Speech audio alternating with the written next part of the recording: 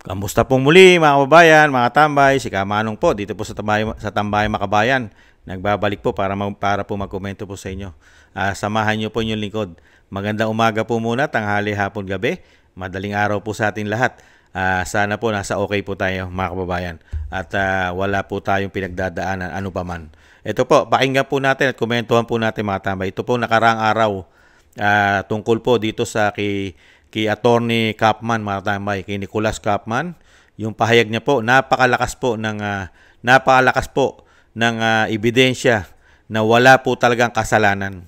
At naniniwala po talaga si Attorney Kapman na walang kasalanan ayon po sa kanyang mga ebidensya ay wala pong kasalanan. At handa niya pong harapin si Pangulong Marcos.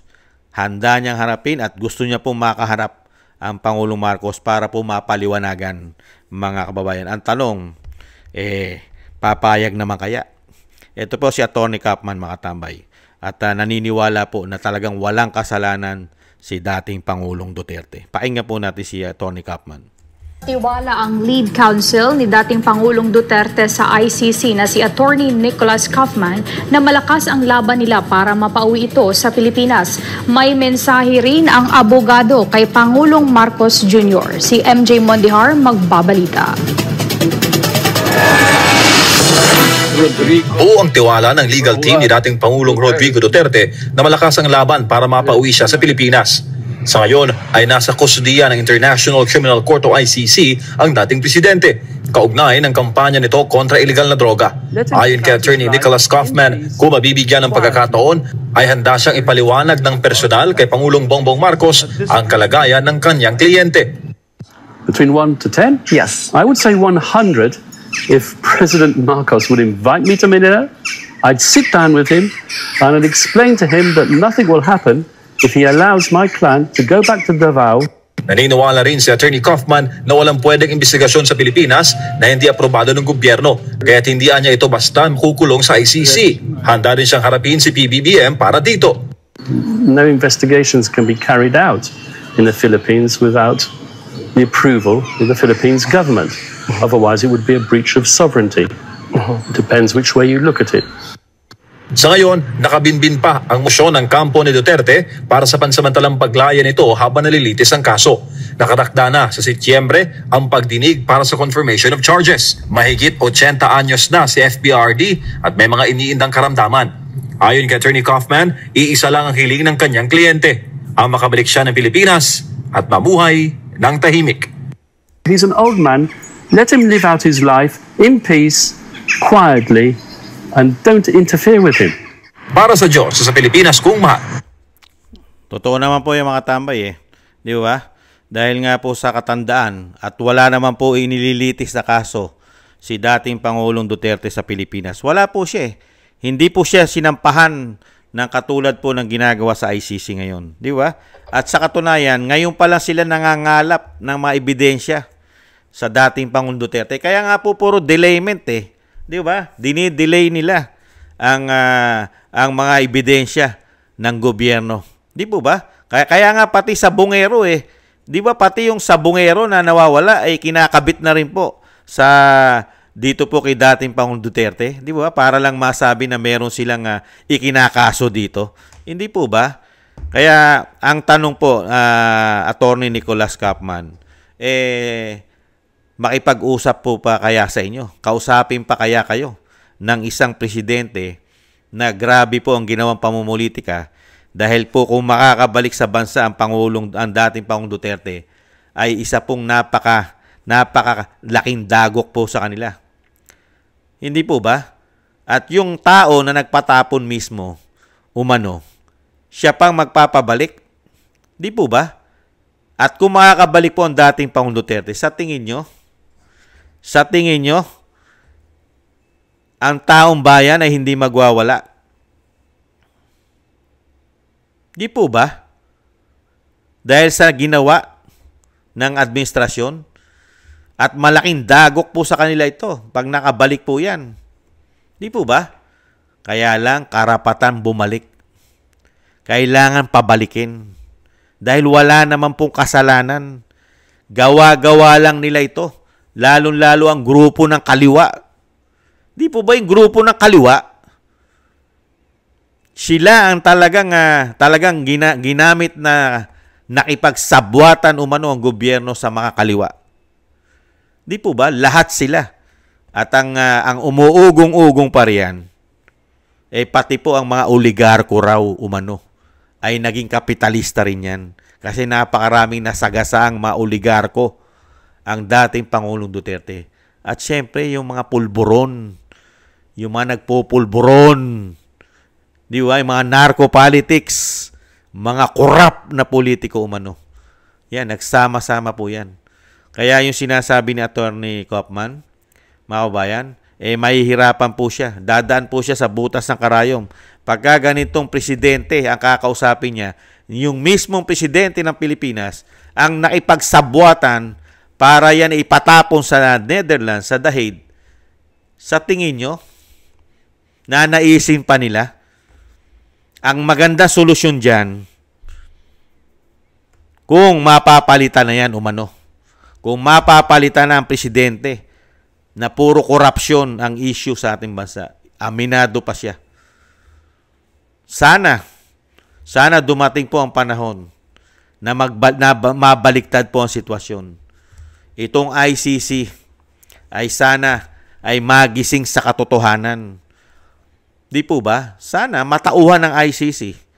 Dahil sa totoo lang, hindi naman nila pwedeng panghimasukan ng bansa natin. Ayon na rin mismo kay Attorney Kaufman na ang bansa natin ay nagpapangsyon. May judicial tayo. Ang kailangan, kung talagang gusto nyo na ang dating Pangulong Duterte ay mapanagot sa gawa-gawa nyong issue at sa gawa-gawa nyong kaso umano, sa Pilipinas.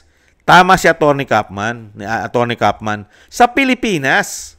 Dahil nagpapangsyon ng ating judicial, nahandyan ang ating mga korte. Kaya gusto niyang paliwanagan si Pangulong Marcos. Kaya nga lang, malabo siya sa sabaw ng pusit na painggan siya ni Pangulong Marcos. Di po ba? Lalong-lalo na kung ito'y bangag umano. Buti kung painggan ka kung bangag. Hindi kaya? Ginastusan nga nila yan Di po ba? Ginastusan nila yan Kaya nga meron pang pulis na naging ano pa dyan nagpakaaso. Di po ba? Yung pulis. Kaya nga po dito nga po sa ginawa nila, history po nila ito. History. Sana, lagi po nating kalampagin ang ICC. Dahil pagdating po sa pamahalaan, lalo-lalo po sa Pangulong Marcos, hindi po niya magugustuhan yan. Dahil hindi naman po niya pababalikin niya umano. Di po ba? Pababalikin mo ba yung ikaw na mismo nagpatapon? Di po ba? Dahil nga gusto mong ipatapon, pati nga ang anak gustong ma-impeach para mawala na sila ng tinik sa kanilang malalamunan at pagharian na nila. Pagharian na nila ang Pilipinas, lalong-lalo sa politika. Hindi po ba? Kaya sana, Attorney Kaufman, tutukan mo ng tutukan. Tutukan po ninyo ng tutukan ang ICC. Kalampagin po ng kalampagin. At marami po tayong mga kababayang Pilipino na nahandyan po sa ICC, mga kababayan, sa The Hague, na talagang ang suporta po sa ating dating Pangulong Duterte ay nahandyan po araw-araw, ay nagsasalita po sila, ipinakikita po nila sa mga judge, sa mga prosecutor ng ICC na ang dating Pangulong Duterte ay hindi nararapat na nahandyan sa kanila. Dahil political po yan, politika. Hindi po yan talaga totoo. At yung sinasabi nila mahigit 30,000 na natsugi, nasaan na yon? Drawing lang yon. Drawing. Di po, gawa-gawa lang nila yon. Paninira lang nila yon. Kaya dito po mga kabayan, sana, maiba tama. Ang iniintay lang po ni Kamanong, maiba ang tama. Pag iba ang tama ng pulburon, sana ang tama ng pulburon ay pumabor sa dating Pangulong Duterte. Kaya lang po, napakarami pong adviser ng Pangulong Marcos. Marami pong bumubulong dyan. Lalong-lalo yung mga may ambisyon. Yung mga may ambisyon. Di po ba? Lalong-lalo sa matataas na katungkulan sa ating bansa. Yung mga gustong-gustong maging presidente. Hindi po ba? Kaya nga hindi nila tatantanan yan eh. Akala kasi nila, porkit na ipatapo nila ang dating Pangulong Duterte, ay hihina na ang puwersa ng mga Duterte. Malabo sila sa sabaw ng pusit. Kahit na ipatapo nila yan. Yung nagawa ni dating Pangulong Duterte, hindi na po maalis sa isip at puso ng mga Pilipino yan. Ngayon, ano po ba itinanim ng administrasyon ni Pangulong Marcos sa mga Pilipino? Ano po itinanim sa isip natin? Saka sa puso natin? Ano tinanim? Pamumulitika? Korupsyon? Kahirapan? Diba? Pahirap? May pagkadiktador pa, umano. Di po ba? Hirap, pati po nga mga pamamahayag ng mga Pilipino, kinikitil pa ngayon. Pagka hindi pumapabor sa kanila, hindi po ba? Kaya dito po, Atty. Kaufman, talagang mahihirapan po kayo. Pagdating po kay Pangulong Marcos, mahihirapan po kayo. Kasi po, ganyan po sila tumanaw ng utang na loob, Atty. Kaufman, ganyan po tumanaw ng utang na loob ang mga Marcos, Araneta, Romualdez. Ganyan po sila tumanaw ng utang na loob umano. Yung ginawa na kabutihan sa pamilya nila, naipalibing pa ang kanilang ama at naipanalo pa sila sa pinakamataas at rurok ng tagumpay, ay sila ang nakikinabang ngayon. Yan po, ganyan po sila, Atty. Kaufman. Kaya po nahandyan si dating Pangulong Duterte sa ICC dahil tumanaw po ng malaking utang na loob si Pangulong Marcos kay dating Pangulong Duterte. Ganyan po katindi po ang lahi na yan. Kaya ano po aasahan natin dyan, Atty. Kaufman? Tutukan na lang po natin na tutukan na mismo ang ICC ay makonsensya, kung may konsensya pa yung mga yan. Sana po dumating po ang araw na ang kabutihan naman po ang umiral. Hindi po yung puro kasamaan na lang, mga kababayan, mga pangsariling interes. Kaya dito po sa sinasabi po natin kay Pangulong Marcos, nakatutok lang po ito. Tinututukan lang po niya yung sinasabing pangsariling interes nila, mga kababayan. Kaya nakakalungkot man, mga kababayan, na ganito nangyari sa ating bansa. Sobrang pamumulitika. Pati ang dating Pangulong Duterte na sana, tama yung sabi ni Atty. Kaufman, sa kabila ng edad ni dating Pangulong Duterte, sana'y nasa kanyang probinsya na lang siya, nasa kanyang syudad, at ini-enjoy na lang niya ang kanyang edad o kanyang katandaan. Pero sa kabila nun, ganyan po kasing mamulitika sila. Ibang klase. Hindi na po sila tumitingin sa edad. Excuse me po. Ang pamilya Marcos, lalo-lalo ang Pangulong Marcos at ang kanyang nakipagsabwatan sa kanya, ay hindi na po tumitingin sa edad yan. Sa politika po sila tumitingin. Hindi po katulad ng pamilya Duterte.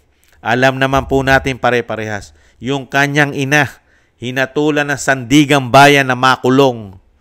Pero, ano po ang ginawa ni dating Pangulong Duterte? Sinuportahan para hindi makulong dahil sa kanyang edad umano. Nakulong po ba? Di po ba hindi? Nakalaya. Ganyan po tumanaw. Dahil nga may edad na. Pero ang dating Pangulong Duterte, kahit may edad na, itapon nyo yan. Itapon nyo at huwag nyo nang pabalikin yan. Kasi kung talagang gustong pabalikin ni Pangulong Marcos yan, sa dami, majority ng Pilipino nagalit sa kanya. Nagalit sa kanya. Kinamuhian siya, lalo-lalo ang Davao at Bisaya. Di po ba? Kung talagang matino kang presidente, yung sama ng loob at galit sa iyo ng mga Pilipino, binaliwala po niya. Di ba? Kinapalan na lang niya mukha niya. Tinanggap niya lahat. Ang mura, lahat ng klase ng salita, galit ng mga Pilipino, natanggap niya ni Pangulong Marcos. Lalo-lalo po mga kababayan natin sa Mindanao. Ganyan po siyang klaseng Pangulo. Wala po siyang pakialam sa mga Pilipino. Kahit magalit ka sa kanya sa ginawa nila na pag-kidnap sa dating Pangulong Duterte, hindi nila papansinin yan. Babaliwalain lang nila yan dahil sa pagiging greedy, swapang, ganid, umano sa kapangyarihan. Ayun, nakita niyo po? Kaya nga nagkakabuklod-buklod ang ating bansa ngayon. Hindi nagkakaisa-isa. Hindi nagkakaisa ang ating bansa. Ang Mindanao, Bisaya, Luzon dahil sa ginawa ng Pangulong Marcos. Kung talagang gusto niya ang Pilipinas ay magkabuklod muli, kamukha ng ginawa ni dating Pangulong Duterte, napakadali. Huwag kang magpatapon ng Pilipino. Huwag kang mangidnap ng Pilipino para ipatapon sa ibang bansa. Kaya nga po yung sinasabi ni Atty. Kaufman, malabo po yan. Dahil ang isip at puso ng Marcos, hindi po katulad ng isip at puso ni dating Pangulong Duterte. Wala pong pakialam sa mga Pilipino ang Pangulo ngayon. Okay lang sa kanya, magalit sa kanya ang mga Pilipino. Basta, nasa kapangyarihan kami. Hindi kami mawawala sa kapangyarihan. Yan ang kanilang goal sa buhay umano. Kayamanan, pera, at may bonus pang pulburon umano. Hindi po ba? Umaasa na lang po tayo.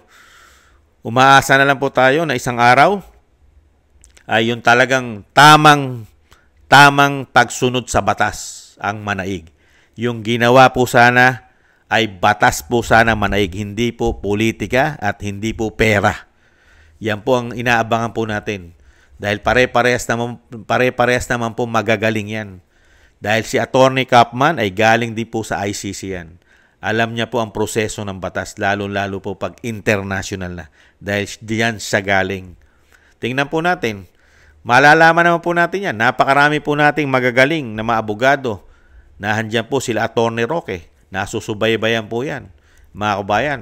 At sana po, manaig po ang katarungan at talaga ang batas ang manaig. Hindi po ang pamumulitika at pera nila, mga kabayan. Maraming salamat po. At syempre po, isama po natin sa panalangin at dasal na matauhan po at makonsensya po. At syempre po, ang dating Pangulong Duterte ay palayain na po nila. Dahil wala po siyang kasalanan, trabaho niya po na linisin at protektahan ang mga matitinong Pilipino sa ating bansa. Maraming salamat po mga tambay sa mga gusto po ng ating Tambay Makabayan sa YouTube at TikTok at ganoon din po sa mga nagko-comment, like, share, and subscribe. At syempre po sa ating mga subscribers, maraming salamat po. Mabuhay po kayo, ingat-ingat po. At ganoon din po sa mga nagbibigay ng tulong at biyaya. Thank you po. Shoutout po sa inyong lahat. At ingat-ingat po kayo, lalo-lalo po sa inyong mga paggawa. Maraming salamat po. At syempre po mga tambay, napaka-importante po mga kabayan at napaka-makapangyarihan po ang dasal at panalangin. At sana po ibigay po natin yan sa pamilya Duterte. Lalo-lalo po sa ating dating Pangulong Duterte sa kanya pong pinagdadaanan na talagang grabe pong pamumulitika sa kanya ay naipatapon po siya sa ICC sa Dahig. Isama po natin ng dating Pangulong Duterte sa kanya pong kaligtasan at maingatan po sa kapahamakan at sana po ay makabalik na po sa lalong-lalong mabilis sa ating bansa at madugtungan pa po ang kanyang buhay. Thank you po mga kababayan sa inyo po mga dasal, sa ating dasal. Thank you po. Sa muli po mga tambay, maraming salamat po. Ingat-ingat din po tayo at magdasal na tayo po ay maingatan. Sa muli po, paalam. Bye-bye.